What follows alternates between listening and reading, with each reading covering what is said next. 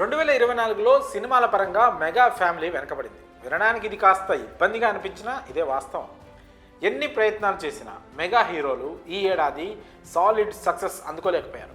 ఈ లోటు తీర్చాలంటే చిరు, పవన్, చరణ్ ఎవరో ఒకరు రంగంలోకి దిగాలి. కాకుంటే వీరిలో ముందుగా అబ్బాయి రామ్ చరణ్ గేమ్ చేంజ్ చేయడానికి వస్తున్నాడు. జనవరి 10న సంక్రాంతి కానుకగా విడుదల కానుంది గేమ్ చేంజర్ సినిమా.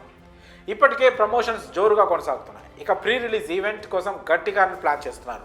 ఆంధ్రప్రదేశ్లోనే వేడుకకు ఏర్పాట్లు జరుగుతున్నట్లు టాక్. అయితే ఈ వేడుకకు పవర్ స్టార్ పవన్ కళ్యాణ్ ముఖ్య అతిథిగా హాజరు కానున్నారనే వార్త సోషల్ మీడియాలో హాట్ టాపిక్గా మారింది. రామ్ చరణ్, పవన్ కళ్యాణ్ మధ్య ఉన్న ప్రత్యేక బంధం అందరికీ తెలిసిందే.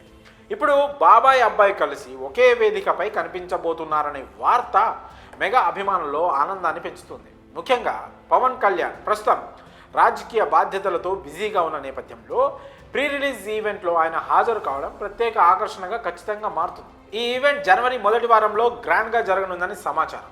చిరంజీవి బిజీ షెడ్యూల్ కారణంగా ప్రీ రిలీజ్ కార్యక్రమానికి హాజరు కాలేకపోతున్నారట. ఇక వేడుకలో గేమ్ చేంజర్ గురించి పవన్ మాట్లాడితే సినిమా పట్ల జనాల్లో ఉత్సాహం మరింత పెరిగే అవకాశం ఉంది.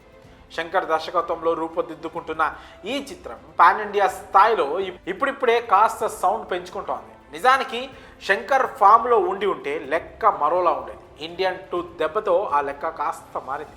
ఇప్పుడు గేమ్ చేంజర్కి చరణ్ ఇమేజ్ మాత్రమే రక్ష.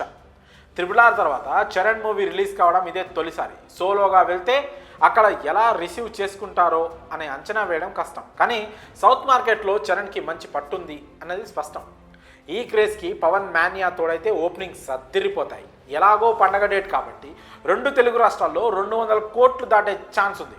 ఇందుకే పవన్ కూడా చరణ్ కోసం ఈ ఫంక్షన్కి రావడం పక్కాగా కనిపిస్తోంది. ఒకవేళ ఇదే కనుక జరిగితే మెగా ఫ్యాన్స్కి పండగనే చెప్పుకోవాలి. మరి గేమ్ చేంజర్ ఈవెంట్కి పవన్ గెస్ట్గా వస్తాడా?